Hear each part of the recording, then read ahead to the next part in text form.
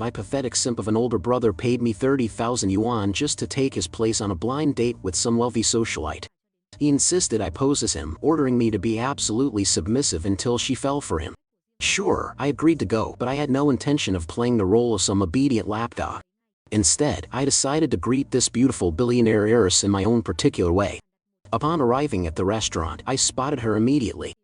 She was sitting by the window, head down, fingers flying across her phone screen. The exquisite little handbag sat on the table next to a glass of what looked like very expensive red wine. I pulled out a chair and dropped into it with a heavy thud. She looked up, scanning me from head to toe. Her gaze drifted from my messy hair to my wrinkled t-shirt, finally settling on my mud-caked canvas shoes.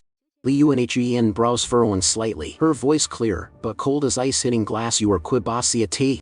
I nodded without saying a word. A waiter approached and handed me a menu thicker than a brick. I flipped it open. I recognized the words, but the way they were put together made no sense to me. I couldn't tell what the dishes actually were. The prices, however, were crystal clear. The cheapest item was a bowl of soup for 298 yuan. Me slamming the menu shut with a loud thwack and looking at the waiter with a deadpan expression. I'll have the hand-pulled noodles. The 6 yuan kind. Waiter stunned, his professional smile freezing like cheap plastic, his voice losing its patience. Sir, we do not serve hand-pulled noodles here. Li Yunhen, sitting across from me, was equally stunned. For the first time, a flicker of genuine emotion appeared in her eyes, not disgust, but pure confusion. Me waving a hand dismissively, acting completely unbothered. Forget it then. Just bring me a glass of water. Make it hot. Me turning to Li Yunhen with a wide, toothy grin. Miss Li Yu, you're as kind as you are beautiful, so this round's on you, right? I'm a bit strapped for cash lately. The atmosphere turned dead silent. Li Yunhen, her beautiful eyes narrowing, staring at me like a cat about to pounce. I could practically hear my brother screaming in my head, you re-dead, you idiot, there goes my 30,000, but inside, I felt a surge of petty satisfaction. Li Yunhen said nothing, just kept staring. Her gaze was as sharp as a surgical scalpel, looking as though she wanted to dissect me from the inside out. I didn't bother looking away. I met her gaze head-on, leisurely taking a sip of the hot water the waiter had just brought. Li Yunhen finally speaking, her long fingers tapping a rhythmic beat on the table. You are nothing like the Quibasi at tea I know. Me setting the glass down and leaning back with total confidence. People change. Especially when they re-broke. That seemed to catch her off guard. A few seconds later, the corner of her mouth corked into a faint curve. Li Yunhen smirking, her eyes filled with sharp scrutiny. How much money do you want? Here it was the classic move. My brother had warned me repeatedly, if she asks this, I had to act like money was beneath me and claim I was there for love. Me clearing my throat, adjusting my posture with mock seriousness. Not much. Just enough to cover my share of this meal. I figure with what you ordered plus that bottle of wine, we were looking at 8 or 9,000? I don't like owing people favors. Li Yunhen bursting into laughter, her expression full of genuine amusement. You really are interesting. I've met plenty of gold daters and plenty of people pretending to be high and mighty. But someone as thick-skinned as you, coming here to mooch a meal with such confidence? That's a first. Me nonchalantly picking up a napkin to wipe my mouth and shrugging. What's there to be ashamed of for mooching a meal? The real shame is having no money but trying to act like you're high class. Li Yunhen waving the waiter over, her tone decisive and radiating the aura of the wealthy. Bring him a medium-rare tomahawk steak and open a bottle of Romani Conti. Li Yunhen leaning forward slightly, the faint scent of expensive perfume drifting over as she gestured gracefully. My treat today. But I have one question. Who are you, really? Quibasi at tea isn't like you. He doesn't have the guts. My heart skipped a beat. Exposed so soon? Still, I kept my face as calm as possible. Me expressionless, looking her straight in the eye. I am Quibasi at tea. If you don't believe me, check my ID. Li Yunhen shaking her head with a confident smile. No need. No matter how well a person disguises themselves, eyes don't lie. In his eyes, there is only greed and flattery. But in yours, she paused, searching for the right words. You just want to eat quickly and get the hell out of here. Me unable to hold back a hearty laugh. Miss Li Yu, that's not fair. I am so hungry my stomach is touching my backbone. Is it so wrong to want to eat and go home? The steak arrived, a massive cut, still on the bone. I picked up the knife and fork, clumsily cutting a small piece and popping it into my mouth. Not bad, just a bit rare for my taste. Li Yunhen raising her wine glass, swirling the red liquid as her gaze became oppressive. Aren't you afraid of making me angry? Crossing me won't do you any favors. Me hurriedly swallowing the beef and taking a sip of water. Sure, I'm scared. but being scared doesn't fill an empty stomach. Besides, what are you going to do? Hire someone to beat me out or make me disappear from this city? Me dropping the cutlery and looking at her with sudden, intense seriousness. Miss Liu, we read both adults. You looked for my brother because you thought he was honest and easy to control, someone who could satisfy your special needs. My brother looked for you because he wanted your money. Everyone as a buyer or a seller were just trading different things. Why bother pretending it's anything more? My words were blunt and harsh. I watched her face gradually turn cold. Liu and Hui, her voice stripped of all amusement, leaving only bone-chilling cold. Do you have any idea what you were saying?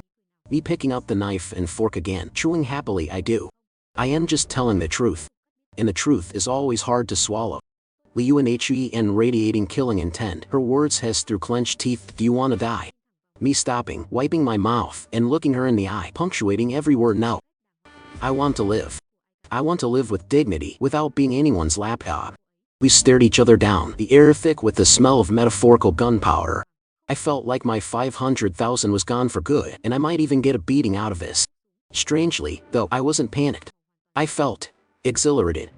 After a long silence, she suddenly picked up her phone and coldly dialed a number. Liu and Hui, pressing the phone to her ear, her voice sharp with authority. Hello. Investigate someone for me. Yes. Quid bossy a tea. Send me everything, including whether or not he has any siblings. Liu and Hui, hanging up and taking a sip of wine, her gaze dangerous. Let's play a game. Before my people find out your true identity, you'd better think of a very good story to convince me why I shouldn't throw you out of this window. I looked where she was gesturing. The 38th floor. A fall from that height would leave nothing but a smudge. Me leisurely sipping my water, acting completely unruffled. Fine, let us chat. But if the story is good and you are satisfied, can I take the rest of this steak to go? Liu and Hui stared at me, stunned for a full 3 seconds before she broke into a smile again. This time, her laugh was brighter and more genuine than before, so much so that she almost teared up. Just then, her phone rang. She answered, gave a brief hum, and immediately hung up. Liu and Hui, fixing her eyes on me, her smirk widening as she read out the facts. Quid bossy thorough and G. Quid bossy at T's twin brother. Unemployed, survives on odd jobs. Tell me, how much did he pay you to come here and risk your life in his place? Me nonchalantly stabbing the last piece of steak and chewing 50,000. Liu and Hui, raising an eyebrow, clearly finding the amount ridiculous. You dared to sit here and speak to me like that for a mere 50,000? Me shrugging and winking. Why not? Maybe it was for the sake of true love. Do you believe me, Miss Liu? She said nothing more, just watched me with those sharp, calculating eyes. Suddenly, a commotion broke out at the restaurant entrance. 2 men and a woman walked in. The leader wore a ridiculous white suit, his hair slicked back so tightly against his scalp it looked like it had been licked by a cow. White suit guy approaching and immediately trying to grab Liu and Hui's hand with a greasy smile. And Hui, so this is where you are? Liu and Hui coldly pulled her hand back, deftly avoiding his touch. Having missed his mark, the man's eyes immediately shifted to me, filled with undisguised hostility and contempt. Liu and Hui introducing me casually, though she glanced at me from the corner of her eye to see my reaction. This is my friend, Quid bossy thorough and G. Friend? I thought to myself. Quite a promotion. Heavily make-upped woman standing next to the white suit guy, giggling mockingly. And Hui, your friend certainly dresses simply. Which street corner did you pick him up from? The 3 of them burst into mocking laughter. I wasn't angry, I just found the noise irritating. Me sipping my water and pointing directly at the woman. Your nose is crooked. Her shrill laughter stopped instantly. Reflexively, she panicked and reached up to touch the tip of her nose. Heavily make-upped woman glaring, snapping. What nonsense are you talking about? Me looking at her with utter sincerity. That's not nonsense. Your bridge implant shifted to one side. And your chin, is that silicone too? The angle looks weird. I'd suggest seeing a surgeon soon, or you might start leaking if it rains. Her face turned a deep, angry shade of red and she was too fuming to speak. The man next to her also looked incensed. Only the white suit guy tried to maintain his gentlemanly composure, though his eyes had turned cold. White suit guy sneering, this guy has a sharp tongue. I wonder what position you hold and at which company. Me responding naturally, I work on the sidewalk. Honestly, my main occupation is sitting around contemplating human existence. Liu and Hui, unable to help herself, covering her mouth as she let out a snore of laughter. At the sound of her laughter, the white suit guy lost his cool entirely. White suit guy turning to Liu and Hui, his tone full of accusation. And Hui, where did you find this cheap comedian? Does this lowlife really deserve to sit at the same table as you? Li Yunhuyen simply swirled her wine, saying nothing. The old trick, borrowing a blade to kill. She was pushing the problem onto me to solve. I stood up slowly.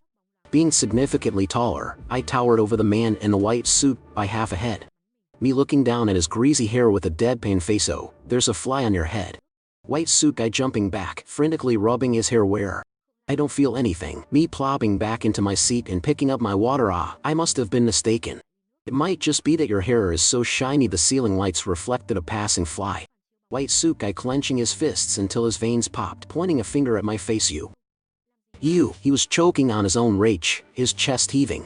The second man, seeing the tension, stepped forward to calm the white suit guy before looking at me with calculating eyes. "Young Master Chu, don't lower yourself to his level. You look like a new face, friend. What big business are you in? If Yunhuyen has her eye on you, you must be someone special." This was a classic trap, praising me to set me up for a fall. If I started bragging now, I'd be playing right into his hands. Me shaking my head, acting honest. "I don't do big business. I just help people solve little problems for a bit of pocket change." Chu Kai, the white suit guy, smirking, thinking he finally had me out. "What kind of little problems? Do tell, so we can all learn. Learn how a beggar managed to catch Yunhuyen's attention." Me smiling faintly, speaking slowly. "Well, for example, accepting money to go on a blind date for someone else." As I spoke, I intentionally glanced at Li Yunhuyen. Her eyes flickered with surprise for a split second before she suppressed it, returning to her usual cold indifference.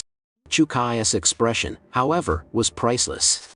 Chu Kai staring at Li Yunhuyen, stuttering. "Blind date? Yunhuyen, you went on a blind date?"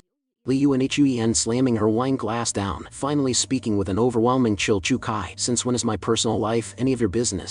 If you have too much time on your hands, go run a few laps outside. Get out of my sight."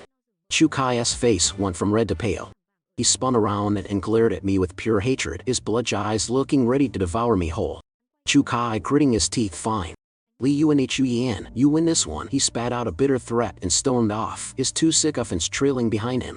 The restaurant finally returned to silence. Li Yunhuyen scanning me from head to toe, her lips curling into a smirk that was either a compliment or an insult. "You've got guts. Aren't you afraid he'll retaliate? The Chu family is in real estate. They have quite a bit of power in the city."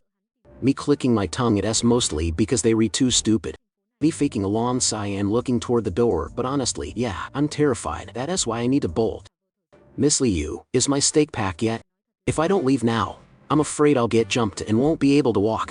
Li Yunhuyen suddenly changing her posture, her eyes sharp as she asked an unrelated question. "Quid bossy thorough and do you want to make a lot of money?"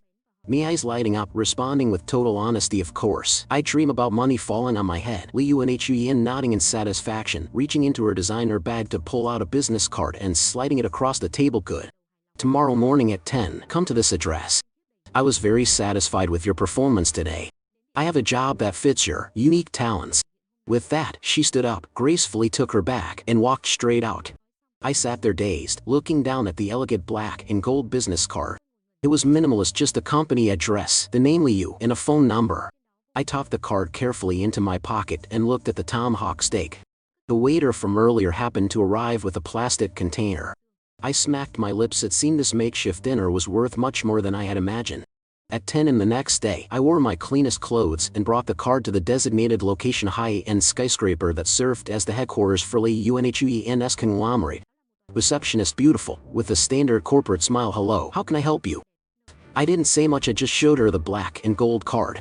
The moment she saw it, her rehearsed smile vanished, replaced by an attitude of deep respect. Receptionist bowing slightly, gesturing. "Mr. Quid, President Liu is expecting you. Please, follow me." I followed her through a massive open-plan office. Hundreds of employees were hunched over their desks, the sound of rhythmic typing filling the air. Not a single person had the time to look up at a country bumpkin like me. Li Yunhuyen's office was at the very end. When I walked in, she was sitting behind a massive mahogany desk, signing documents. She didn't look up, merely pointed the end of her pen toward the leather chair opposite her. Li Yunhuyen, her voice flat and authoritative. "Sit." I pulled out the chair and looked around curiously. Her office was huge but felt empty. The decor was all cold tones, black, white, gray, lacking any sense of human warmth. It suited her personality perfectly. Li Yunhuyen still signing papers. "Would you like something to drink?" Me curtly, just water. She pressed a button on her intercom to call for a secretary. Only then did she set her documents aside, lean back, and look at me. Lee Yunhui, crossing her arms. Sleep well last night? Be smacking my lips regretfully. It was okay. Except the expensive steak was cold by the time I got home. I nuked it in the microwave, and it turned out tough as leather.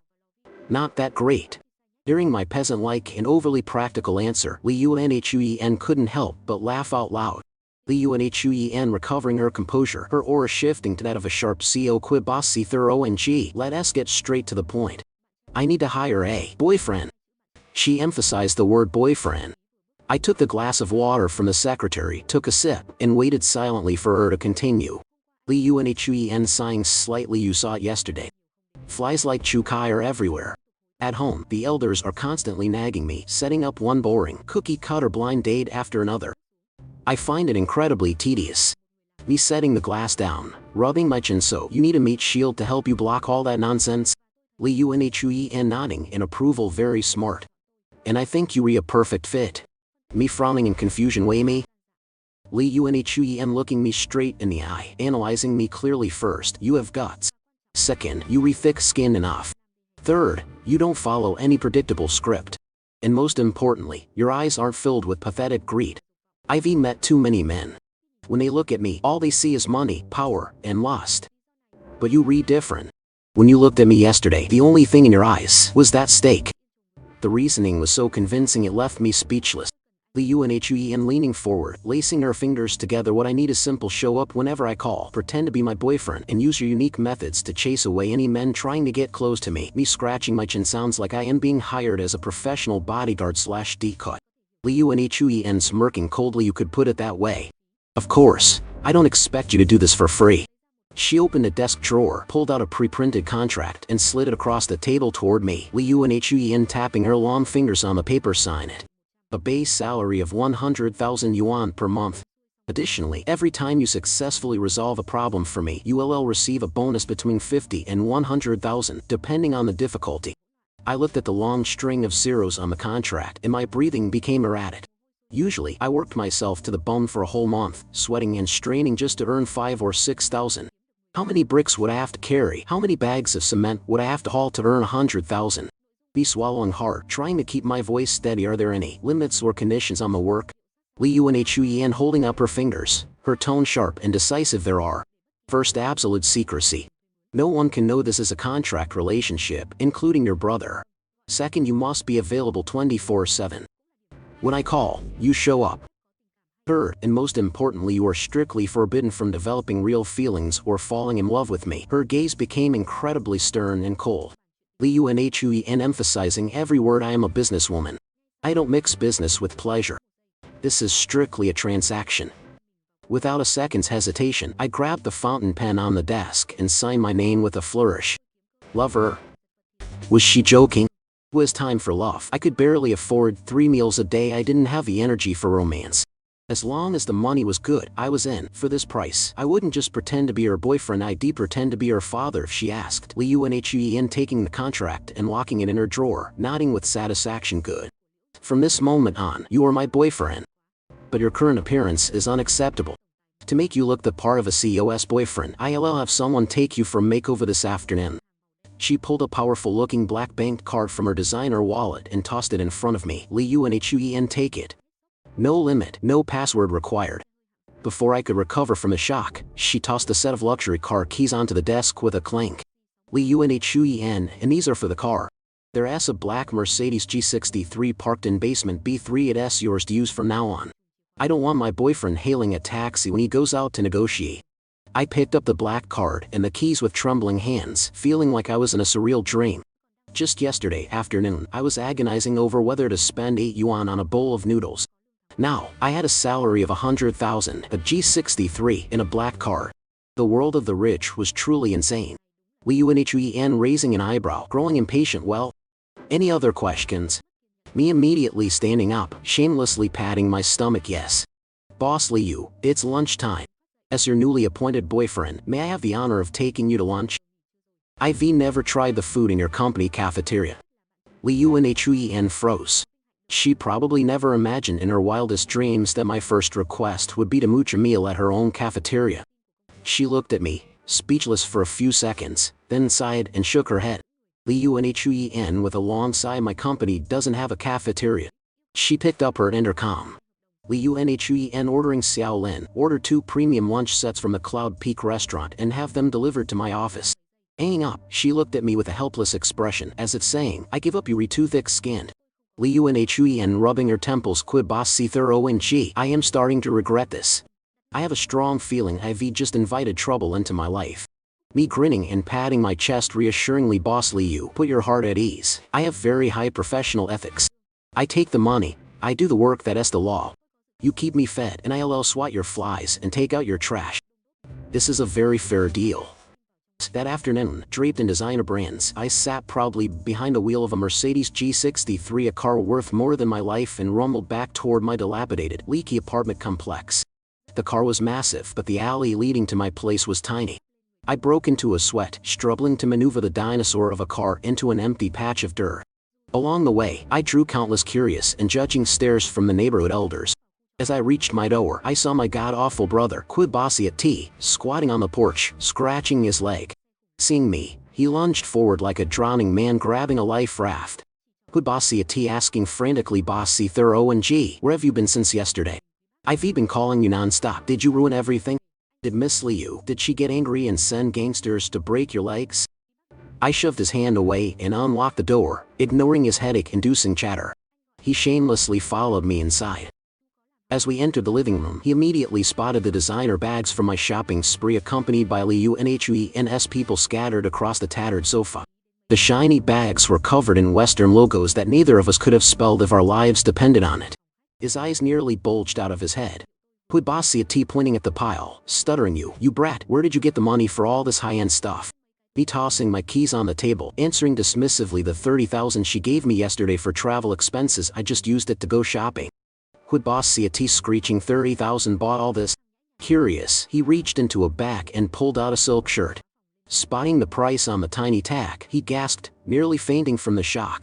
Quid Bossiat hands trembling as he held the shirt. A thin shirt like this costs 5 figures? Are you insane? He spun around to stare at me like I was a monster that had fallen from the sky. Quid Bossiat grabbing my shoulders, his face dead serious. Bossy Thorough and G, tell me the truth, what kind of dirty trick did you pull last night? Did you do something inappropriate to Miss Liu? Is this hush money she threw at you to settle to keep you quiet? I was in the middle of chugging a bottle of water. Hearing his idiotic deduction, I nearly choked and sprayed water everywhere. Me coughing and glaring at him. Can your peanut brain think of a normal, wholesome scenario for once? She and I are a thing now. We're a couple. Quid Bossiat's jaw dropped so low you could have fit a whole boiled egg in his mouth. Quid Bossiat scratching his head, shaking it in disbelief. Impossible. How? Weren't you supposed to sabotage it? Why would she be interested in a broke peasant like you? Me chin up, patting my chest proudly. Maybe she has a strong taste. Maybe she likes the rugged, honest type like me. You got a problem with that? I couldn't be bothered explaining everything to someone with his limited intelligence, so I deliver the final blow. Me in short, I am now her official, legitimate boyfriend. Your dream of gold digging your way to a new life is officially dead. Quid Bossiat looked like he had been struck by lightning. His legs went weak and he collapsed onto the cold tile floor, looking like a man who had lost everything. Quid Bossiat wailing like he was at a funeral. It's over, my goddess, the wealth and luxury of my life, gone just like that. I looked at his pathetic state with total irritation and gave his thigh a light kick. Me clicking my tongue in disgust. Get up, you idiot, it's just a woman. Do you have to act like our parents died? Quid Bossiat snapping his head up, screaming at me, what the hell do you know? That's not just a woman, that's a mobile money printing machine. That was my only VIP ticket into high society. What do you know about macrovision? Me nodding in agreement. Sure, I am just a country boy. I don't understand your macrovision. With that, I leisurely reached into my pocket and pulled out the Mercedes G63 keys. I intentionally jingled them right in front of his face. Me smirking, I am shallow. I only understand the value of this piece of metal. Quid Bossiat's eyes immediately locked onto the shining 3-pointed star logo on the keychain. Quid Bossiat voice trembling, pointing his. Is that a Mercedes key? Me tossing the keys on the table with a clack, acting completely nonchalant. Yeah, Liunhuyen gave it to me, said I should use it to get around. She complained that my old muddy motorbike was too cheap and would embarrass her. Quid Bossy T practically crawled toward the table, his hands carefully cradling the keys as if they were a royal seal. He turned them over, stroking and admiring them. Quid Bossy T eyes sparkling, muttering like a sleepwalker. A G-Wagon. These really are the keys to a legendary Mercedes G-Wagon, good God. He snapped his head up to look at me, his gaze, his attitude shifted 180 degrees from despising his dirt-poor younger brother for ruining his chances to absolute, borderline cult-like worship tinged with a hint of obsessive madness. Quid Bossy T rushing over to cling to my leg like a parasitic octopus, rubbing his face against my trousers while shedding blatant crocodile tears. Brother, you truly are my flesh and blood, the light of my life. Teach me, how on earth did you do it? What kind of love potion did you give you? Tell me where you bought it. I need the address. Me goosebumps erupting all over. I kick him away in disgust. Get away from me. There are no secret potions or black magic. I was just being a good Samaritan and helped her see her true, calculating face. As it turns out, she found me a bit more pleasant to look at, someone honest and reliable, unlike a slippery snake like you. Quid Bossy T flailing in protest, his face a mask of indignation. Impossible. Every day, I went through the trouble of writing love poems and recording serenades to send her on mine. I sent good night and good morning texts like clockwork, never missing a single day. I was so sincere. How could she be so heartless? Me crossing my arms, ruthlessly exposing the truth. Those poems you sent? All copy-pasted from the internet, right? And as for the singing, your voice is so flat and off-key it probably drifted halfway across the Pacific. It was painful to listen to. Quid Bossy T, your biggest problem is that you don't have a shred of sincerity. You don't lovely you and you love her bank account. She has seen enough superficial simps like you in the business world to last a lifetime. Quid Bossy T went silent, his lips pressed tight as if ID stabbed him right through his dark heart. But a few seconds later, he tried to salvage a final scrap of dignity. Quid Bossy T eyes narrowing as he countered, and what about you? You think you are so righteous? You dare stand here and swear you don't love her money? Me answering bluntly, without a hint of shame or hesitation, of course I do. I love her money very much. But I love it honorably and transparently. I sat across from her and told her to her face that I approached her for the cash. And she laid her cards on the table too. She's keeping me around because she needs a human shield to block her troubles.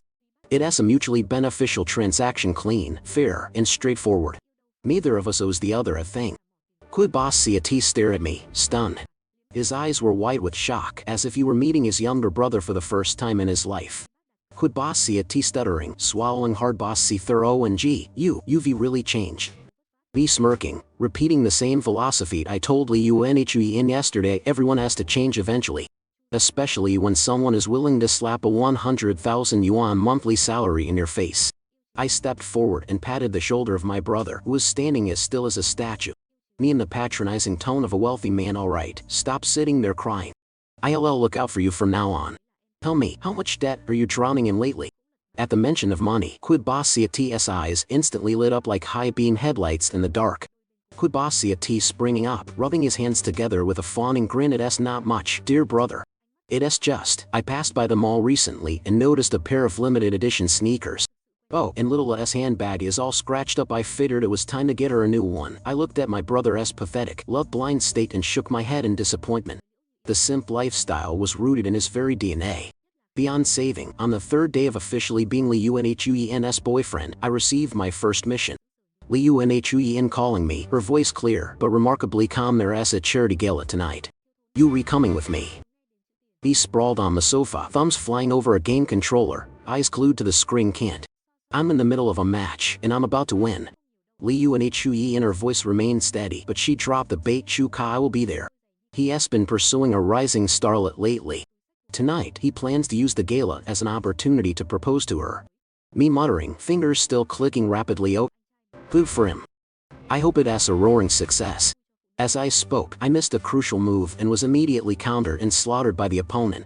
Li Yun, her voice turned cold. I don't want him to succeed. That starlet is an artist my company just signed. She has great potential. I don't want a rising talent to be ruined by scum like Chukai. Me dropping the controller and sitting out, rubbing my chin. So what do you want me to do? Kidnap the bride or crash the wedding? Li Yun emphasizing every word decisively. I want you to make his proposal as pathetic as possible. I want both him and that starlet to be humiliated in front of everyone. Me clicking my tongue, pretending to think deeply. That's a tough one, boss. Requires high-level professional skills. It's going to cost extra. Li Yuan without a second of hesitation 100,000. 100,000 yuan. Me eyes lighting up, immediately quitting the game and slapping my thigh. Deal. Send me the address. Mission excellence guaranteed. Hanging up, I whistled loudly and headed to the wardrobe. Those designer suits Li Yuan bought me were finally going to get some action. That evening, dressed in a sharp suit with my hair slicked back and looking dapper, I rolled up to the 5-star hotel in a G63. As I stepped out and tossed the keys to the valet with an arrogant flourish, I felt my self-worth reach a new peak. Li Yuan was already waiting in the lobby. She wore a sophisticated black evening gown with elegant cutouts. The moment she appeared, she became the center of gravity for the entire gala. I strode up to her and naturally placed my arm around her waist. Her body stiffened slightly by reflex, but she quickly exhaled and relaxed into me. Li Yuan glancing at me from head to toe, a faint smirk appearing. Not bad. You actually look human. Me giving her a cocky wink. Of course, you repaying for professional service, aren't you? As we walked into the hall side by side, Chu Kai's eyes immediately locked onto us like searchlights. He was standing there, clinking glasses with a girl in a white gown who looked quite pure and innocent. Seeing me brazenly holding Li Yuan's waist, Chu Kai's face turned as black as a charred pot. Chu Kai stepping forward to block our path, teeth gritted. Yuan, did you really bring this peasant here? Li Yuan chin tilted up, responding coldly, I brought my boyfriend to a party. Is there a law against that? Chu Kai's face darkened further, practically fuming. Just then, the starlet beside him, a girl named Kai, stepped forward. She observed me curiously, her eyes filled with a judgmental scrutiny. Kai giggling daintily, her voice sickly sweet. Young Master Chu, so this is Sister Nhuen's boyfriend? He is quite handsome. Chu Kai snorting with disdain. Handsome? He is nothing but a pretty boy parasite living off a woman. I ignored his barking and turned my gaze toward Kai. Me feigning surprise mixed with admiration. You remiss Kai, right? Hello, I've actually seen your work. Kai eyes brightening, smoothing her hair with pride. Really? Which of my films have you seen? Me scratching my head, pretending to recall. Seriously, that one where you played a naive college student kidnapped by traffickers and sold into a remote, desolate mountain village. The one where, by the end, your character falls madly in love with the very man who kidnapped and abused her. The smile on Kai's face froze instantly, as if she'd turned to stone. That film was the biggest stain on her acting career. When it was released, the trashy script and disastrous acting were torn to shreds by netizens. The backlash was so bad they had to disable the comments.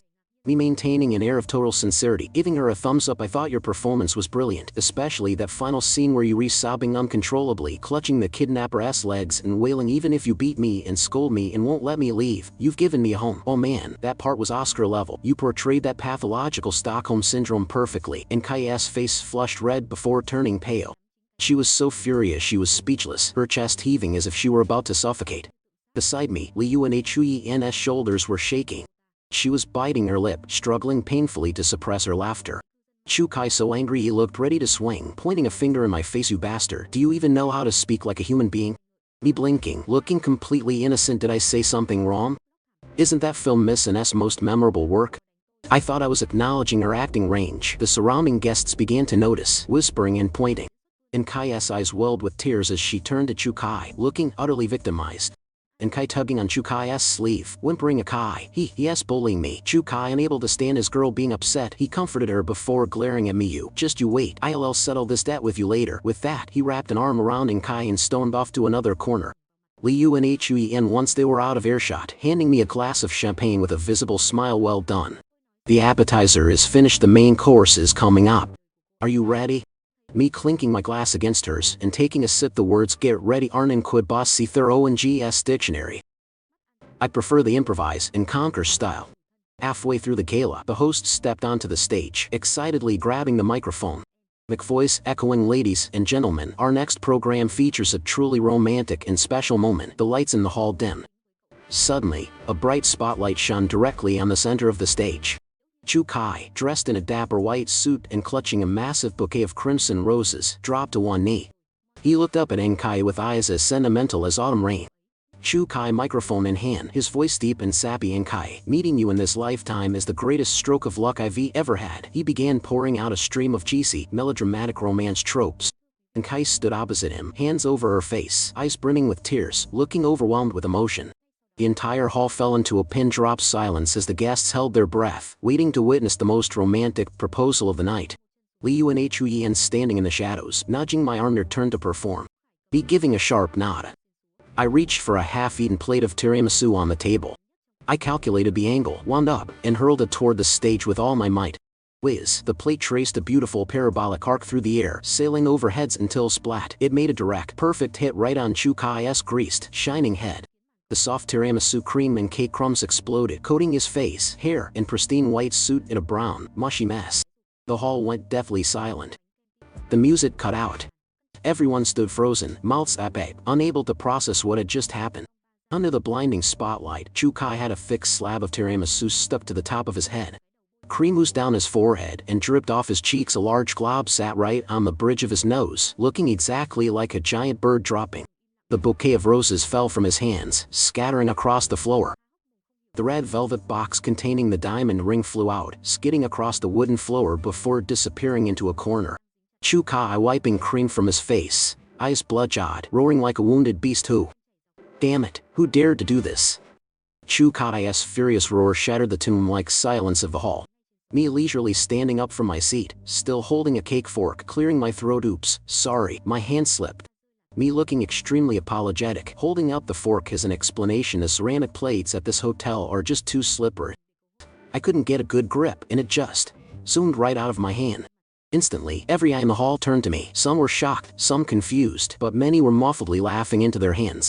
When Chu Kai saw that I was the culprit, his eyes turned murderous, looking like a crazed Spanish bull ready to gore someone. Chu Kai bellowing, "You again, you son of a bitch." He shoved through the crowd, charging off the stage toward me. The hotel security guards, sensing an escalation, rushed in to restrain him. Chu Kai struggling violently, kicking out wildly, "Let me go. I am going to kill him today. I am going to end this dog." And Kay finally snapped out of her shock. She gathered her gown and ran over, pointing a bright red fingernail at my nose and screaming shrilly.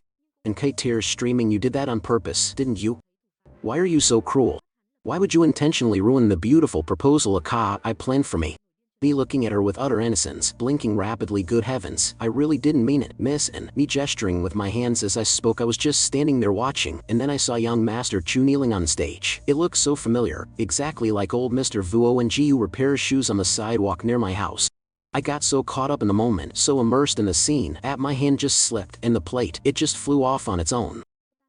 The guests around us, hearing such a salty explanation, couldn't hold it in anymore and burst into laughter. They began pointing and whispering about the state of Chu Kai with a cake on his head. And Kai's face turned bright red with rage and humiliation, her tears smudging her makeup. And Key stomping her foot. You are shameless." Me expression turning serious, wagging a finger. "Now look here, you can eat the wrong food, but you shouldn't say the wrong words. I am just an innocent bystander enjoying the show. If you want to blame someone, blame your proposal for being so moving that I couldn't control my emotions.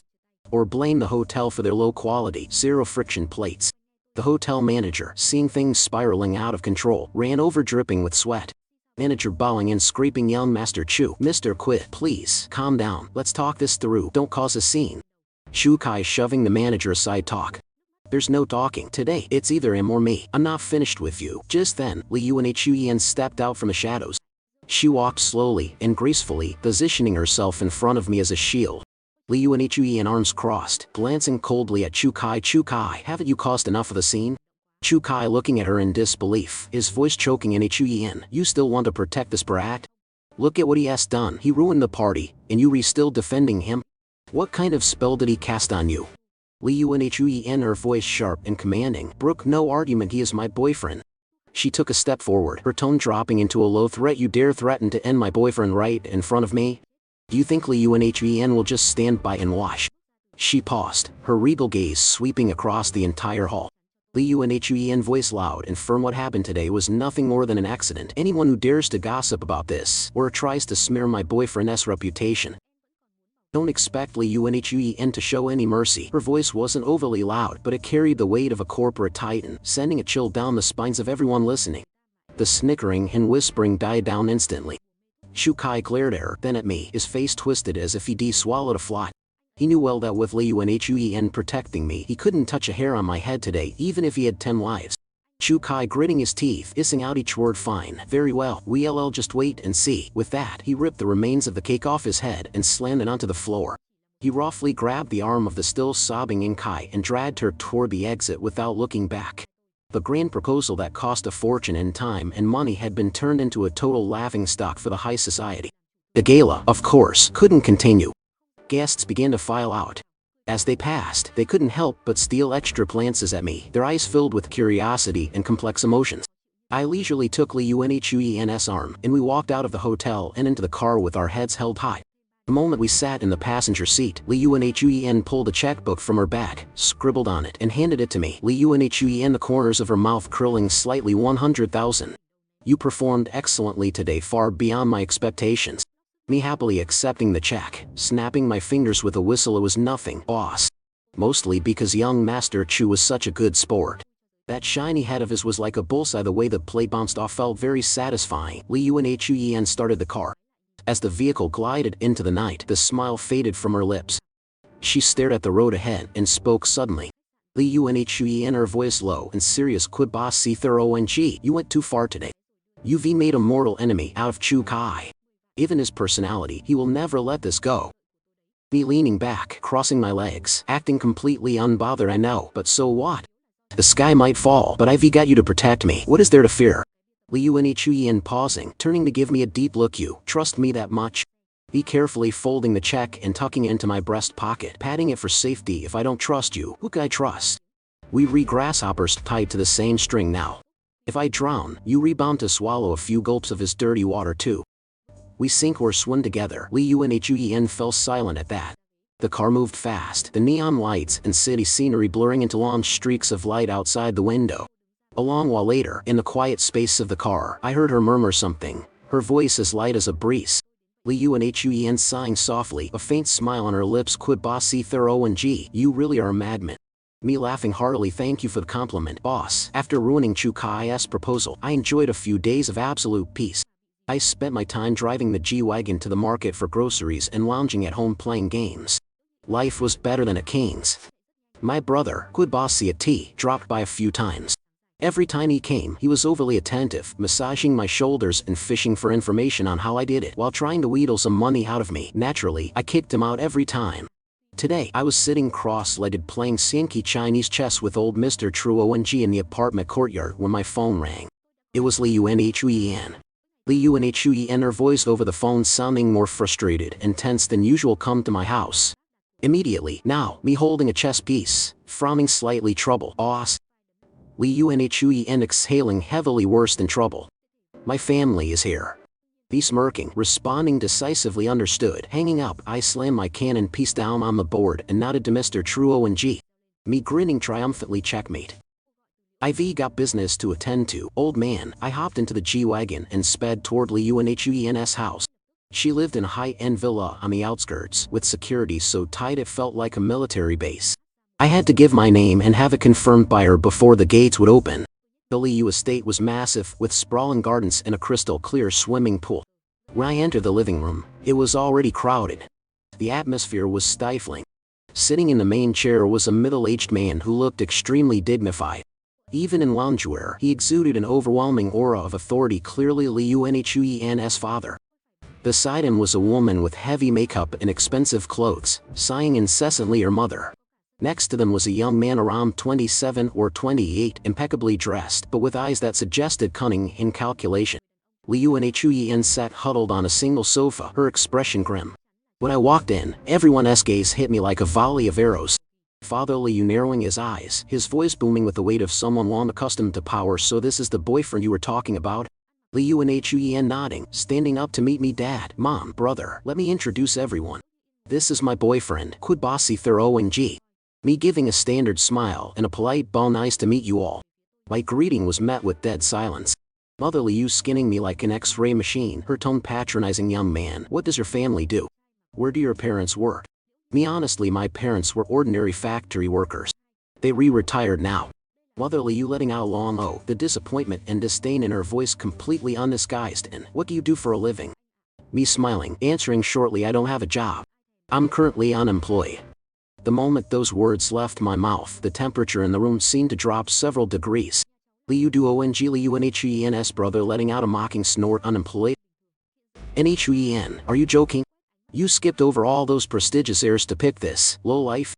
Liu Nhui glaring coldly at her brother Liu Duong. Watch your mouth. Liu Duong shrugging hands out in feigned innocence, but with a stinging tone. Am I wrong? A penniless country brat with no job and no future. I wonder, what is he after? Don't you know? You're making the Liu family a laughingstock. Liu Nhui radiating killing intent. My business is none of your concern. Seeing the siblings on the verge of a blowout, Father Liu finally lost his patience. Father Liu slamming his hand on the coffee table with a thud. Silence, all of you. The room went quiet. He turned to me, his gaze as sharp as a hawk watching its prey. Father Liu speaking slowly, enunciating every word. Quid bossy thorough and is it? I don't care who you are, what hole you crawled out of, or what dirty tricks you used to get close to my daughter. Today, I am giving you a choice. He reached into his breast pocket, pulled out a checkbook and an expensive fountain pen. He quickly wrote a long string of numbers, signed it, tore it out, and tossed it onto the glass table in front of me with a snap. Father Liu chin tilted up, his tone one of benevolence. This is a check for 1 million yuan. Take it and leave my daughter immediately.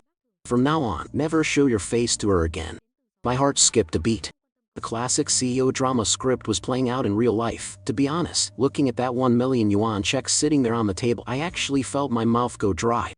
I could work my fingers to the bone for a lifetime and might never see that much cash. Liu Nhui's gaze was complex, filled with worry, anxiety, and a hint of something else I couldn't quite place. Everyone in the room held their breath, waiting for my choice. I took a step forward and slowly picked up the check. Then, before everyone's stunned eyes, I gripped the edges of the paper and tore it clean in half. Rip, me looking at Father Liu, my expression deadly serious. Sir, you've misunderstood me. I am with Liu Nhui, and it has absolutely nothing to do with money. Liu Duong laughing as if he'd just heard the funniest joke in the world. Ha, not for money? Then what for? For her personality.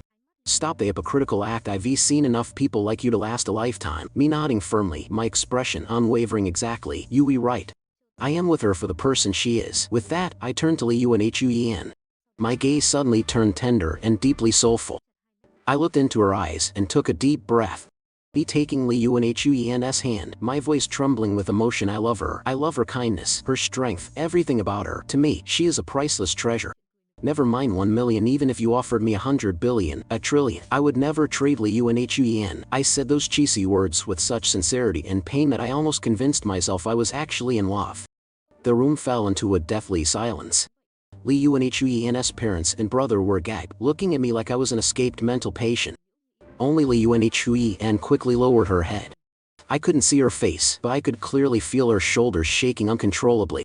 I knew it. She was biting her tongue to keep from laughing. Mother Liu clutching her chest, murmuring in shock, "Yes, mad. The boy is truly insane." Father Liu's face was now as dark as a thundercloud, the veins in his forehead bulging. Father Liu laughing from sheer rage, clapping his hands. Fine, very well. Not for the money, is it? I want to see how long you can keep up this noble act. Father Liu turning to his daughter, roaring, as of today, I am cutting off all of Nhui's credit cards. I've already notified the company freeze all her dividends. I will block everything until she doesn't have a single cent to her name. Father Liu pointing a finger at me. I want to see when Liu Nhui has nothing left. If this not for the money boyfriend can still open his mouth to say he loves her. He flicked his sleeves and stormed out the door in a rage. Her mother hurried after him, but not before throwing one last hateful glare my way. Liu Duong passing me, patting my shoulder, whispering in a low voice, "Nice acting, kid. You've got talent. I suggest you know when to quit, or you might end up disappearing without a trace." With a sneer, he followed the others out. When the sound of their car engines faded into the distance, I finally relaxed, collapsing onto the soft sofa and exhaling a huge sigh of relief. Me raising an eyebrow at Liu Nhui, boasting, "Job done. So, boss, was that performance enough to win an Oscar for Best Actor?" Liu Nhui slowly raised her head. Her eyes were slightly red from holding back laughter for so long, but her lips had curled into a radiant smile, the coldness completely gone. Liu Nhui exhaling, rubbing her temples. "Quid bossy thorough and you really are something. You've just caused me a massive, colossal problem." Me shrugging innocently, "Hey, you're the one who hired the service. So, what now? Are you really frozen out? Not a cent to your name?" Liu Nhui nodding, returning to her usual calm. "Pretty much. Every bank account in my name has been locked. But don't worry, we won't starve to death." She suddenly reached out her hand toward me. Liu Nhui smiling faintly, "Let us go. CEO Liu is broke, so she's inviting her now for the money boyfriend out for dinner. Let us go find some street food. I hesitated for a moment, then reached out and took her slender hand, pulling her up. Her palm was very warm. After that day, Li Yuan truly became bankrupt. She moved out of her grand villa, packed a suitcase, and moved straight into the dilapidated rental apartment I was living in. When Quid Boss Siat saw Li Yuan appearing at my door with a suitcase, his jaw nearly hit the floor. Quid Boss Siat eyes bulging, pointing at the suitcase, stuttering, what is going on? Li Yuan dusting off her coat, speaking as lightly as a feather, as if commenting on the weather. I'm bankrupt. With that, she walked straight inside with an air of authority and claimed my only bedroom, the one with a single bed, without a second thought. My brother was initially quite excited. He thought the heavens had granted him a once-in-a-thousand-years opportunity, so he hung around my house every day. He served tea, poured water, and tried every trick in the book to win her over. The result? Li Yuan didn't give him the time of day. To her, those sappy poems were just the poems he'd copied off the internet, were treated like scrap paper. Once read, she tossed them straight into the trash. We was in high spirits, belt out off-key love songs that sounded more like a lowing cow. Li Yuan would calmly put on her noise-canceling headphones without so much as a change in expression. A few days later, Quid Baghdad's fragile heart shattered into a million pieces. Finally facing the cold, hard reality, he dejectedly packed his things and left, no longer daring to dream. Without the CEO Luora, Li Yuan seemed like a completely different person. She wore baggy cartoon pajamas, lounging carelessly on the sofa as she fought me for the TV remote. Sometimes, because I was too preoccupied with my games to pay her any attention, she would sneak behind me and pull the plug on my internet. Other times, while I was cooking in the kitchen, she would creep in stealthily to snatch a few slices of freshly cut cucumber, popping them into her mouth with a satisfied crunch. She was no longer a high and mighty, cold and distant queen. She felt more like a roommate. A slightly annoying roommate, but not at all unpleasant. That night, I stayed up playing games until past midnight.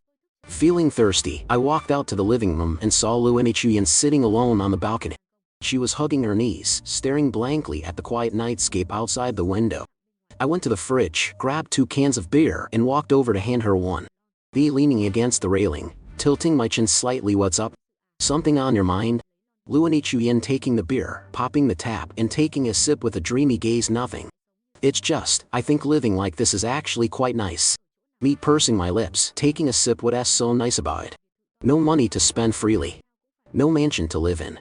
Every day you're cramped under the small, dilapidated roof with a ne'er-do-well like me. Where's the nice in that? Li Yuan turning to look at me, her eyes sparkling with the reflection of the stars. But my heart is at peace. I don't have to wear a mask and play a part every day. I don't have to exhaust my brain dealing with people and affairs full of schemes and headaches. It has been years since I've felt this light. She paused for a moment, then suddenly smirked a mischievous, sly little grin. Li Yuan swaying the beer can in her hand. Quid back Fuang. Did you know? My father freezing my assets didn't actually affect me. He has no right to touch my private investment firm. I froze, my hand holding the beer can suspended in midair. Me frowning, confused. Then why the hell did you pack your bags and move into this rat hole? Li Yuan letting out a soft laugh. Because I thought it would be interesting. I wanted to see how someone like you who always talks bit about not caring about money would react when you saw I had nothing left. Me folding my arms across my chest, and the result? What do you think of me? Li Yuan giving me a sharp, sidelong glance, though the corners of her mouth curved up. The result is that you're even more unlikable than I imagined. A bit more reliable than I expected, too. I said nothing, tilting my head back to finish the beer. The late autumn night breeze was a bit chilly, drifting through my thin shirt, but it brought an incredibly comfortable sensation. Suddenly, Li Yuan softly called my name. Li Yuan, her voice dropping, carrying a rare seriousness. Quid back Fuan. Meow.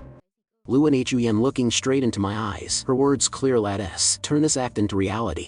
DFFD, I sprayed the mouthful of beer I'd just taken right over the railing. Me coughing violently, thumping my chest, my face turning beet red. Cough. What did you say?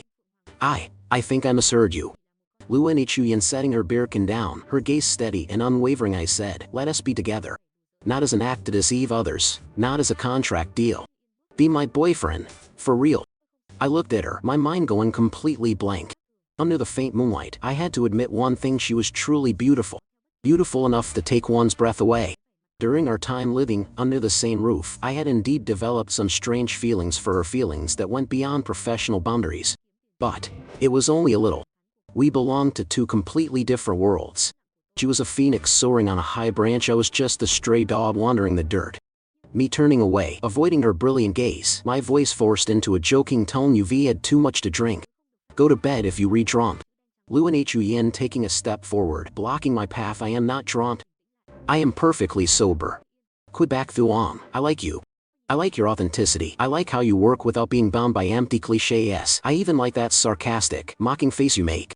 Only when I am with you do I feel like a living, breathing human being, rather than a machine built to make money for my clan. Her blunt confession was like a stone thrown into the still lake of my mind, causing ripple after ripple. I admitted to myself that I was moved.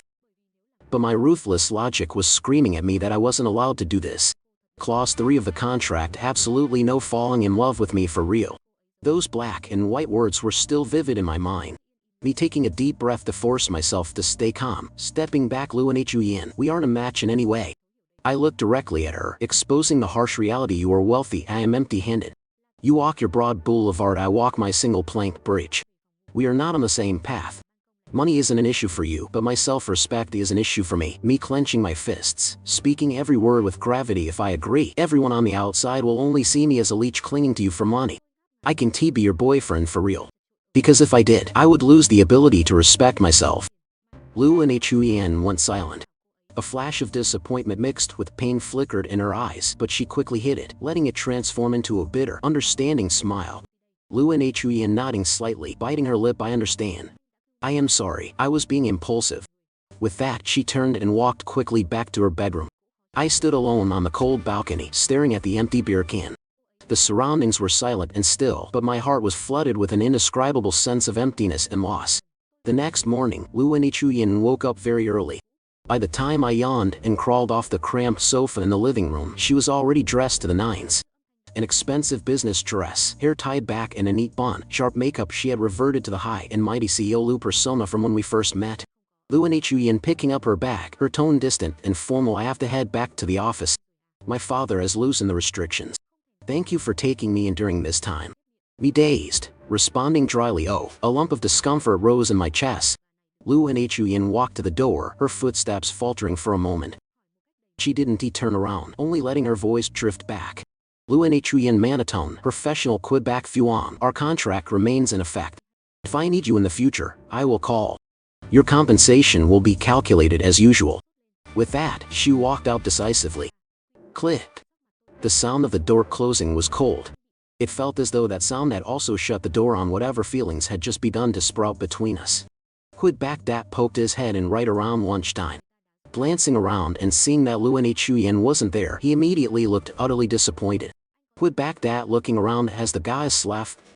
Me busy cooking noodles in the kitchen, not bothering to look back yet.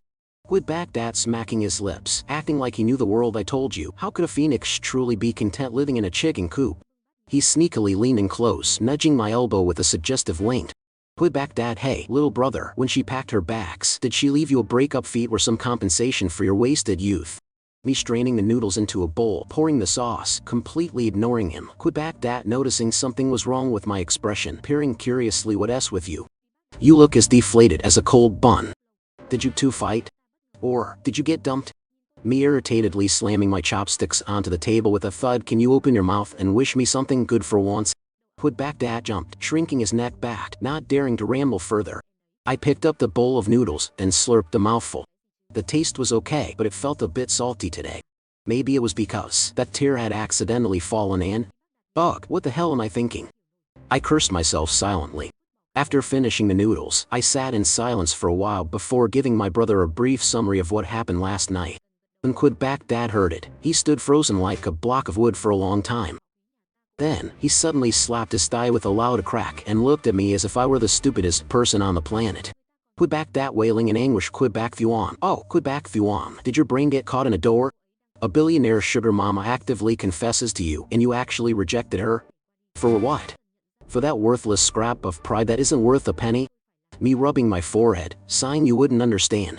Quid back Dat jumping up and down. Damn right I don't understand. All I know is that you just personally threw away hundreds of millions of taels. My god. He clutched his head, grieving as if you were the one who had lost the money. All you had to do was nod, and the rest of your life. No, the next 10 generations of our Quiff family would never have to worry about money again. What do you care about being worthy or not worthy? She asked the billionaire, and she didn't even care. Why the hell do you? Me countering, my voice low. She finds it interesting right now, so she doesn't care. But what about later? When the novelty wears off, she'll gradually realize I am not her equal. What do I do then? Get kicked out of the house like a stray dog? Would Baghdad speaking passionately, gesturing wildly. Then you get kicked out. What is so embarrassing about getting dumped by a billionaire? At least you have tasted the high life and made a name for yourself. But now, you cling to that fragile ego of yours, and in the end, you're still a penniless nobody. Fine, keep staying in this rental and eating your 6 yuan noodles. I was silenced by his rebuttal because, from a pragmatic standpoint, everything he said was the truth. Quit Baghdad, seeing my silence, his voice softening as he patted my shoulder back. Yuan, I know you have high self-esteem. But people living in this world have to see reality clearly. For peasants like us to meet a life-changing opportunity like Lu Nhuyen, it has thanks to the merit our ancestors accumulated over 8 lifetimes. Miss it, and it's gone forever. Quit Baghdad, letting out a long sigh as he gathered the dishes. Think it over carefully. If you figure it out, go be thick-skinned and chase her back. A real man doesn't lose face by being a little persistent. With that, he took the dishes to the kitchen to wash them. I sat alone in the living room, dazed for a long time. Was my brother right? Perhaps. But deep in my heart, a voice was screaming that I couldn't do it. I could be poor, I could be unskilled, I could be lowly, but I couldn't abandon a man's final line of dignity. The beginning of my relationship with Lu Nhuyen was a cold business transaction. If I agreed to her under these circumstances, our relationship would never escape the shadow of that transaction. That wasn't what I wanted at all. Ting. The phone on the table chimed with a new message. It was from Lu Nhuyen. Message: 7 p.m. tonight, there's a cocktail party at the same hotel as the previous charity event. Chu Kai will be there.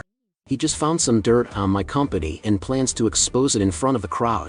Same old routine, help me handle it. I looked at the cold message on the screen, a bitter smile touching my lips. See? Between us, after that 1 minute of impulsiveness last night, it all boiled down to a business deal. At exactly 7 p.m., when I drove up to the hotel lobby, Lu Nhuyen was already waiting at the door with her arms crossed. She had donned her Iron Lady disguise once again. Seeing me arrive, she only gave a slight nod. The atmosphere between us was suddenly awkward and distant. Lu Nhuyen, breaking the silence, let us go. She reached out and took my arm out of habit. Through the fabric of my suit, I could feel that her arm was ice cold. The ballroom was packed. As soon as we stepped through the door, we attracted no small amount of whispering and pointing. The tiramisu scandal from the last charity gala had made Lu Nhuyen and Quid Bak Fuang an infamous couple in high society. Chu Kai spotted us as well. He was standing in the middle of the hall, surrounded by a crowd of sycophants toasted him. When he saw me, his eyes turned bloodshot with resentment, his killing intent almost palpable. Holding a glass of wine, he swaggered through the crowd directly toward us. Chu Kai smirking, his tone arrogant and mocking. Oh, if it isn't Co Lu and her Lichua boyfriend. Well, was the cake from last time delicious? The people around them immediately burst into mocking laughter. Me unfazed, giving a casual shrug. It was alright. The cream was a bit rich, though.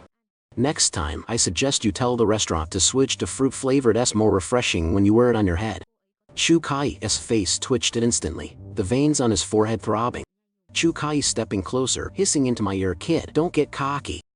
Last time Lu Nhuyen protected you. But today, I am going to make sure you walk in through the front door and leave in an ambulance. Me nodding and clicking my tongue, sure. But before I am carried out on a stretcher, can the young master let me eat something first? My stomach is protesting. I haven't had dinner yet. With that, I nonchalantly brushed past him, shamelessly heading straight for the buffet table. Lu Nhuyen followed right by my side. Lu Nhuyen whispering, don't pay him any mind, he's just a mad dog barking at shadows right now. Me picking up a plate, leisurely grabbing a piece of sashimi. I know. What is his plan against you? Lu Nhuyen, her voice tense. He bribed one of my vice presidents to steal a financial report and then falsified the data. He wants to use the presence of the press and partners at this party to expose my company for financial fraud and market manipulation. If this breaks, our stock will plummet. Me chewing on salmon. Where's the real report? Just pull it out and slap him in the face with it. Lu Nhuyen knitting her brows, looking uneasy. My assistant has it. But I haven't been able to reach her all afternoon. I suspect Chu Kai's people have kidnapped or detained her. What we need to do now is stall for time. Stop him from announcing the documents while I send people to find my assistant. Me stuffing another piece of salmon in my mouth, nodding. I see. This sounds dangerous. That LL cost extra. Lu and Huyun looking at me with a complex gaze, sighing as she set the price 200,000. Me beaming deal. While we were whispering, Chu Kai aggressively marched onto the center stage. He snatched the microphone from the mic and signaled for the music to stop. Chu Kai holding the mic, his voice booming. Distinguished guests, business representatives, and members of the press, good evening. The hall went silent as everyone turned to look at him. Chu Kai pointing straight at Lu and Huyun. I stand here today because I want to take this opportunity to expose the filthy truth about someone. Lu and Huyun, you, the celebrated Iron Lady with your glamorous exterior, are secretly committing financial fraud, deceiving shareholders, and embezzling for personal gain. He held up a red-bound folder, slapping it for emphasis. Chu Kai shouting, I have the latest internal financial report of her company right here. It clearly states that her company has suffered massive losses, is insolvent, and is on the verge of bankruptcy. The hall erupted in a frenzy of whispers and gasps. Hundreds of eyes and camera lenses swung toward Lu and Huyun. Lu and Huyun's face went pale, her hands clenched so tightly her knuckles turned white. Lu and Huyun trying to maintain her composure, shouting back, Chu Kai, stop your slanderous lies. Chu Kai sneering triumphantly, whether I am lying or not, everyone can see for themselves on the screen. The situation was critical. The projector lights behind the stage began to hum. I looked at Chu Kai's smug face on stage, then at Lu and Huyun, whose hands were ice cold and whose forehead was beaded with sweat. I knew it was time for the troubleshooter to go to work. But I dropped my plate of salmon onto the floor, took a running start, and sprinted toward the stage with the speed of a 100-meter Olympian. Before the hall or security could react, I leaped onto the platform and snatched the microphone right out of Chu Kai's hand. Every stunned eye in the room pivoted back to me. Chu Kai, startled for a second, immediately glared and cursed, lunging to grab it back. Chu Kai roaring, give that back, me without hesitation, landing a kick square in his gut. Back off. Bam! My kick sent Chu Kai tumbling across the stage floor. I turned back to the sea of gaping mouths below. I cleared my throat and adjusted my breathing. Me into the mic, projecting loudly at everyone. What young Master Chu just said, absolutely do not believe a word of it. Why? Curious murmurs rose from the guests.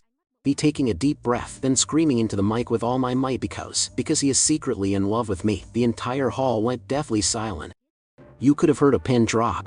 Me diving deep into the performance, crocodile tears welling up. Yes, doing all these despicable accusations just to get revenge on me. Revenge because I rejected his advances and chose the woman he is. Jealous of Lu and Huyun. His love turned to hate since he couldn't have my body. He wants to destroy the reputation of the woman I love. Tell me, isn't he perverse?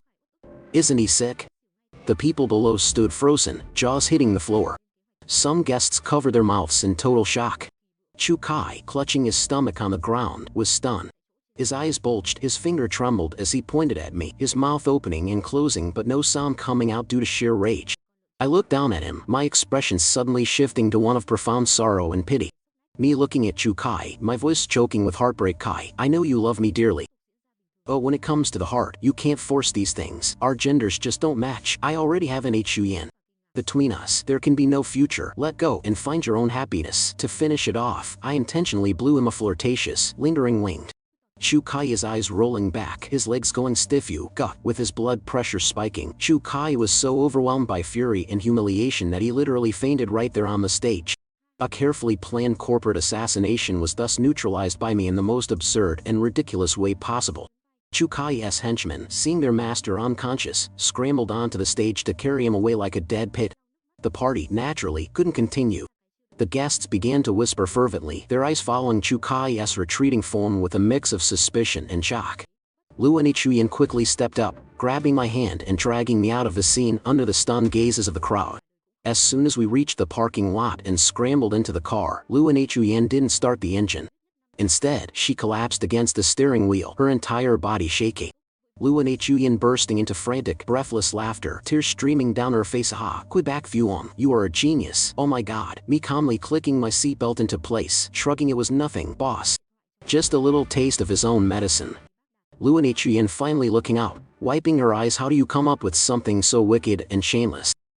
Secretly in love with you? Paha, save me. Me leaning back in the seat, crossing my legs. He likes throwing mud at you, doesn't he?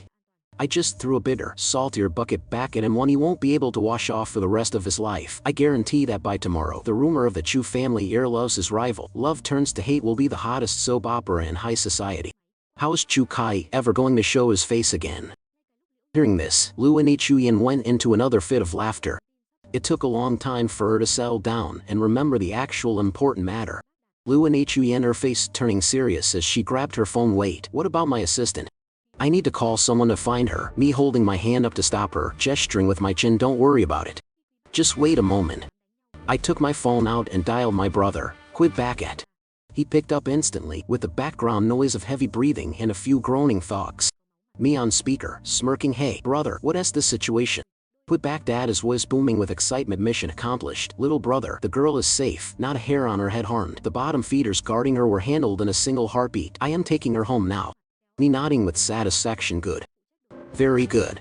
I hung up and turned to see Luan Huyen staring at me with wide eyes. Indeed, the moment Luan Huyen had told me her assistant might be kidnapped, I had already sent the instructions. My brother, Quid Bacat, might be a simp and a bit unreliable normally, but when it comes to brawling, he is an expert. Back in our hometown, he was a well-known local tough guy, not someone to be trifled with. Luan Huyen stunned. When did you arrange for a rescue? Me pounding my chest proudly, explaining with a gamer-esque logic. Right when you flagged the situation to me, I was responsible for drawing aggro in the front. My brother was responsible for the stealth raid in the back. The two-pronged attack for maximum efficiency. Luan Huyen stared at me. In her brilliant eyes, for the first time, there was genuine, heartfelt admiration. Luan Huyen exhaling, smiling. Quid Bacat, I realize I've still been underestimating your abilities. Me holding out my hand, rubbing my thumb and forefinger in the international symbol for cash. It's not too late to realize it. 200,000, remember to wire it directly to my card. Also, my brother put in some serious work this time. Boss, maybe consider a little hazard pay for him? He is short on cash for his latest girl's handbag. Luan Huyen starting the car, hitting the gas as we joined the city traffic, her voice bright with amusement. No problem, you can have whatever bonus you want this time. The supercar glided smoothly through the city night. Smooth jazz played softly in the cabin. Neither of us said anything more, but the atmosphere was no longer awkward or distant. A long while later, while waiting at her red light, she suddenly spoke. Luan Huyen, her voice incredibly gentle, hands light on the wheel. Quid Bacat, me turning to look at Luan Huyen staring straight ahead, biting her lips slightly. Thank you. He waving it off, laughing. Don't mention it. I am just a guy doing a job for money. It's all business. She went silent for a moment. The light turned green, and as the car began to move, she continued. Luan Huyen, her voice dropping an octave. Not just for today, but for that time at my house, too. Thank you for tearing up that check and not taking the million from my father. Me self-mockingly, with a bitter laugh. I was just being stupid back then, letting my ego get to my head. If it happened now, I'd definitely take the money and run. I've never seen that many zeros in my life. Luan Huyen firmly, her gaze resolute. No, you wouldn't. I know you. You aren't that kind of person. My eyes widened as I looked out at the neon lights blurring past the window. I wasn't that kind of person. I didn't even know what kind of person I was myself. The following day, I officially became a living legend in high society. Everywhere people went, they whispered about the man by Luan Huyen's side. Quid Bacat, a man of mysterious origins, eccentric behavior, and zero regard for rules. A man who, with nothing but his mouth, had driven a scion of the Chu family into a literal coma and total reputational ruin. Some said I was a secret weapon hired from the underworld for an astronomical sum. Others went further, claiming I was actually the sole heir to a reclusive ancient clan, dressing in rags just to experience the common life because I was bored of luxury. The rumors grew more legendary and ridiculous with every retelling. As for my brother, Quid Bacat, thanks to his Hero Saves the Beauty Act, he received a 100,000 yuan bonus from Xiao Lu. Quid Bacat holding a thick stack of cash, grinning from ear to ear, looking at me like I was the god of wealth. Little brother, you are the shining pride of the Quid family. From now on, I swear to follow you and carry your bags forever. I didn't bother with my dancing brother because I was too busy answering the phone. Since morning, my phone had been ringing non-stop, getting hot enough to melt. They were all unknown numbers, but the tone was the same. They were people with a lot of money. The old voice one eagerly. Hello, is this Mr. Quid Bacat? I am CEO of the Dai Chuang Group. I have a private matter I need your help with. Name your price. It's very negotiable. The moment I hung up, another number called. Female voice 2 whispering. Hello, Mr. Quid. I am Chairman Vuong's wife. I suspect my husband is seeing someone else.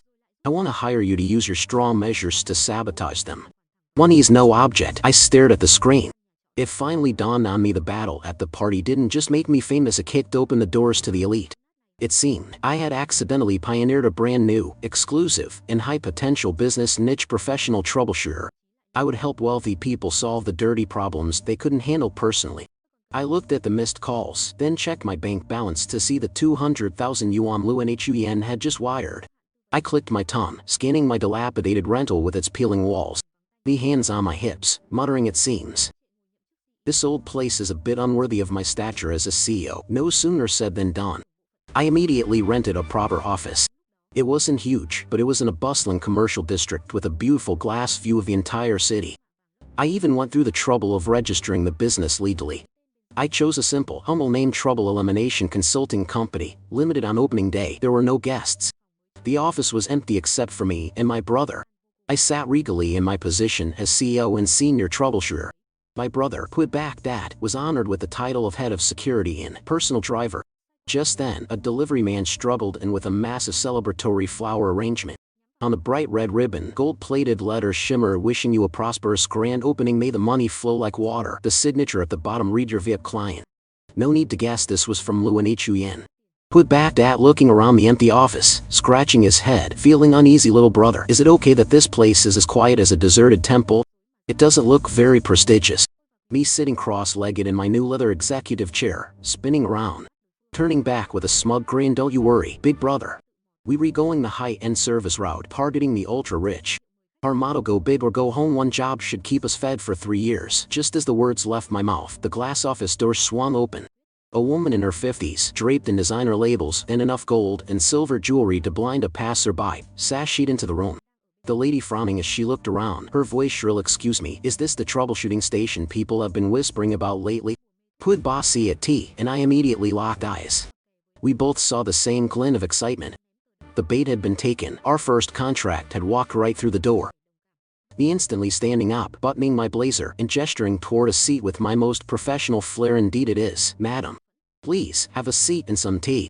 Tell me, what kind of trouble are you facing that requires our expertise? The lady sitting on the sofa, she didn't even wait for a sip of water before pulling out a tissue and sobbing. My husband, that old bastard, is keeping a mistress. She is barely 20, some university student. He has been so brainwashed by that little fox that he has lost all reason. He spends every day with her and one tea come home. Yesterday he even had the nerve to throw divorce papers in my face, me clicking my pen to take notes, nodding with practiced empathy. And how exactly would you like our company to resolve this for you, madam? The lady slamming her hand on the table, her eyes wide with feral rage. I want that little home wrecker ruined. I want you to find a way to humiliate her so badly that she slinks away and stays far, far away from my husband forever. Me smiling confidently, tapping my pen against the desk. A simple enough request. However, our fees are calculated based on the complexity of the trouble. Your case falls under the family ethics category, quite high difficulty.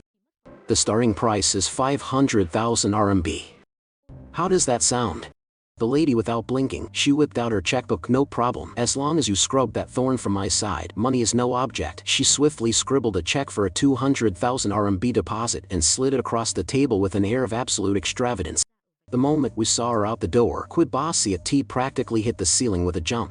Bossy at tea grabbing the check, rubbing his hands together in pure ecstasy. Little brother. 500, look at this, we're going to be filthy rich, I tell you. Me clapping him hard on the shoulder, reassuming my CEO persona. Stay calm, brother. This is just the beginning. Now move, use your connections to dig up every scrap of info on this student. Bossy at tea was suddenly a paragon of efficiency. In just half a day, he dropped a detailed dossier on my desk. Her name was Lilith, a third-year student at a film academy. She was undeniably pretty with a perfect figure. Her hobby? Flaunting a curated high life on social media. Her feed was a relentless stream of designer handbags, Michelin star meals, and luxury cars. She had meticulously built an image of a refined heiress born with a silver spoon, living a life untouched by the grime of reality. Bossy at tea pointing at Lilith's photo, grimacing. So, what's the move? Hire some thugs to harass her at school? Throw paint at her? Public cat fight? Or should we just scatter flyers all over campus? Be shaking my head in disappointment. Too low class, too cliché, and far too likely to get us arrested.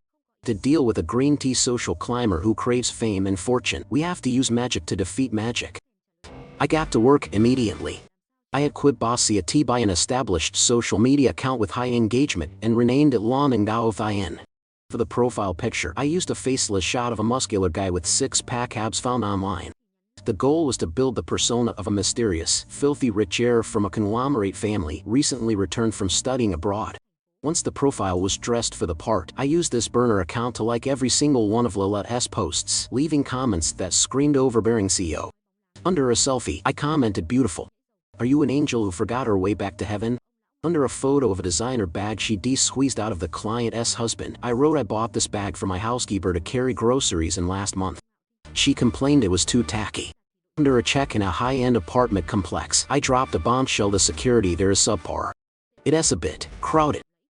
Would you like me to gift you a detached villa in the city center? No strings attached, just a small token of friendship." Initially, Lila played hard to get, maintaining her good girl facade by ignoring my comments. But no social climber could resist the allure of overwhelming wealth being shoved in her face. I had Quid Bossy load tens of thousands of credits into the app, showering her livestream with the most expensive virtual gifts, rockets, yachts, the works. Lilette's attitude flipped 180 degrees instantly. She began sliding into long and Dao Fian SDMS. Her messages were flirtatious, dripping with sweetness and suggestive undertones. I purposefully used a push and pull strategy, leaving her on read for days at a time. By the time she was frantic with impatience, I finally closed the trap, a date at the cafe of the city's most prestigious 5-star hotel. Of course, I wasn't the one going. I hired a professional extra. He was a man in his 60s, bald as a billiard ball, with a beer belly the size of a drum and a face so oily it looked like he'd been deep fried. He looked incredibly greasy and lecherous. I had him wear an oversized designer suit rented from a wedding shop, a blindingly gold Rolex, a night market fake, and handed him the phone logged into the Longing Dao Fian account. Quid Bossy and I sat at a hidden table nearby, hats low and sunglasses on, sipping water and munching on sunflower seeds as we watched the show. Lila arrived looking stunning, wearing a seductive, low-cut silk dress and drenched in perfume. When she looked around for her mystery man and froze upon seeing the greasy, pot-bellied old man grinning and waving the phone at her, her expression was legendary.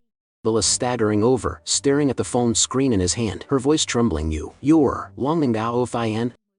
The actor committing fully to the role, his face crinkling into a smile that revealed teeth yellowed by decades of smoking, his voice dripping with slime. "That's right, babe. I am your Dao Fian.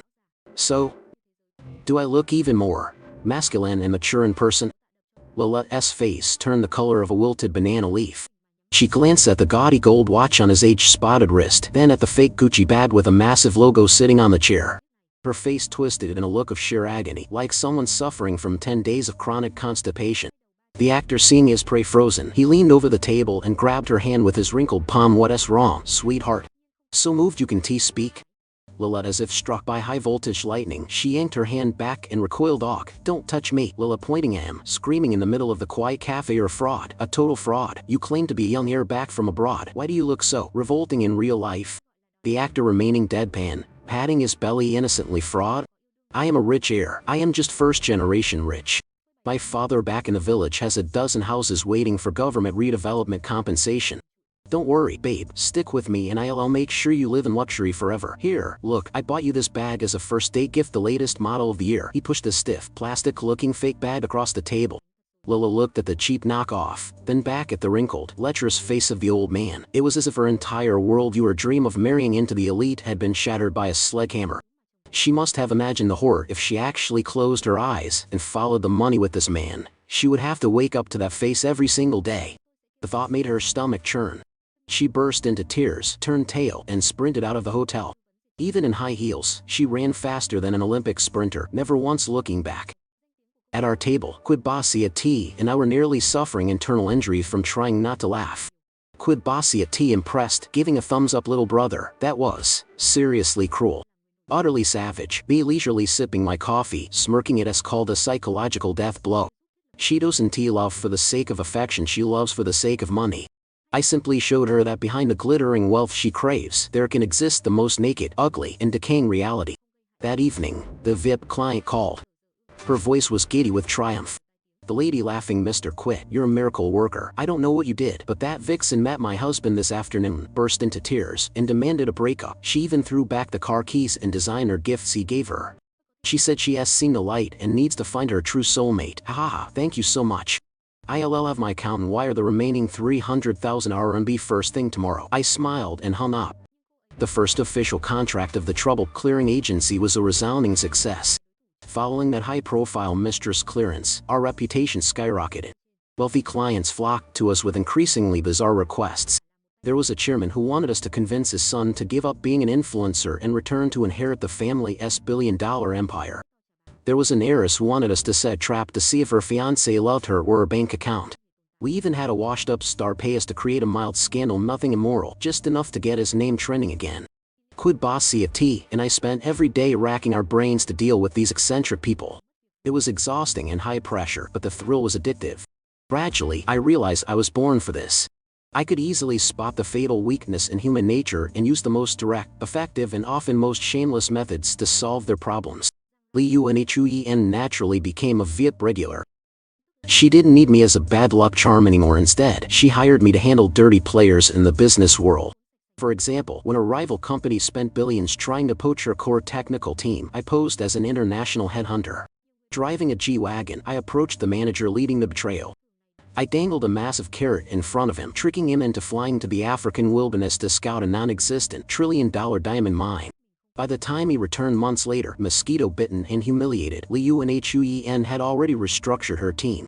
The trader lost both his job and his reputation. Another time, a competitor tried to corner the market on raw materials to choke her supply chain.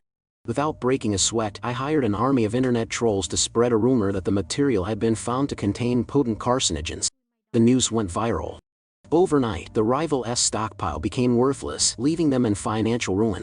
Through these ruthless troubleshooting missions, my name became a legend. In high society, people began to fear me. They whispered that Quid bossy Thoreau-ng was a madman, a devil who would stop at nothing. They weren't entirely wrong. I was a madman. But I knew I wasn't a devil. I was just trouble. A bigger, more dangerous trouble that specialized in swallowing other troubles whole. Once the company was stable and flush with cash, I decided to treat myself to a vacation. I drove my obsidian black G-Wagon back to my hometown. My parents were shocked to see me. Seeing the tank-like car and my custom-tailored suit, they turned pale, thinking I'd joined some illegal syndicate in the city. It took several days and a mountain of business documents to convince them that their son was now the owner of a legitimate, thriving business, even if the actual nature of the work was a bit unorthodox. I bought them the largest apartment in town and left them a massive sum for their retirement. Seeing the stunned but blissful smiles on their wrinkled faces, I realized for the first time that money truly is a wonderful thing. Very, very wonderful. Returning to the city, the first thing I did wasn't heading home or to the office. I went to find Lee Yuan. I asked her to a quiet cafe. As soon as we sat down, I pulled the black card she had given me long ago from my breast pocket and slid it across the table. Lee Yuan frowning, her gaze turning cold and guarded. "What is this for?" Me smiling, looking her in the eye. "I haven't touched a single cent in this account since the day you gave it to me. I'm returning it." Lee Yuan looking at the card, then at me, her voice suddenly tense and tinged with a shaky anger. "What do you mean? Now that your company is successful, you want to draw a line between us?" Me shaking my head, I gently pulled the black card back, but replaced it with a small velvet box. "No. I'm here to negotiate a new contract with the boss." I slowly opened the lid. Inside wasn't a flashy diamond ring, but a simple, polished silver band. It was a design I had come up with myself, crafted by an old silversmith in my hometown. It was modest and rustic, but inside, 4 words were crisply engraved: Thoreau-ng, forever. My heart began to hammer against my ribs. My palms went cold with sweat. Me swallowing hard, trying to keep my voice professional. "Our company recently launched a brand new project." Lee Yuan staring at the ring, her lips parting slightly as she struggled for composure. "What project?" Me taking a deep breath, I stepped out from the chair and dropped to one knee. "The marriage experience project. The only client is you. The exclusive service provider is me. The term of service is a lifetime." Lee Yuan covering her mouth, her eyes widening as tears began to well up. Me taking her trembling hand, looking up with the most sincere gaze I could muster. "The services include eating with you, arguing with you, fighting over the TV remote, and swatting away every annoying fly that buzzes around you whenever you need me to." I hesitated for a second, then delivered the closing line. Me smiling softly. "As for the fee, this time, money won't cut it. The fee is you. So, CEO Lee, would you like to sign the contract to hire me?" Lee Yuan was stunned. In her beautiful eyes, I saw shock, profound emotion, and that familiar urge to laugh that she tried to hide by biting her lip. For a long moment, the world seemed to stand still. Finally, a single tear fell. She smiled radiantly and extended her slender hand toward me. Li Yuan Hui crying and laughing at once. She teased you bastard. Even a proposal has to sound like a business deal. I let out a breath of pure relief. Trembling slightly, I took the simple silver ring and slid it onto her ring finger. It wasn't too big or too small, it fit perfectly, as if it had been destined for that spot. Li Yuan Hui and I were married shortly after. Our wedding wasn't a grand, televised affair. It was quiet, intimate, held in a small church with only a few dozen close friends and family. My brother, Quidbasiati, had the honor of being my best man. When I placed the ring on my bride's finger, he stood there in his white suit, dabbing his eyes with a handkerchief and sobbing louder than the two of us combined.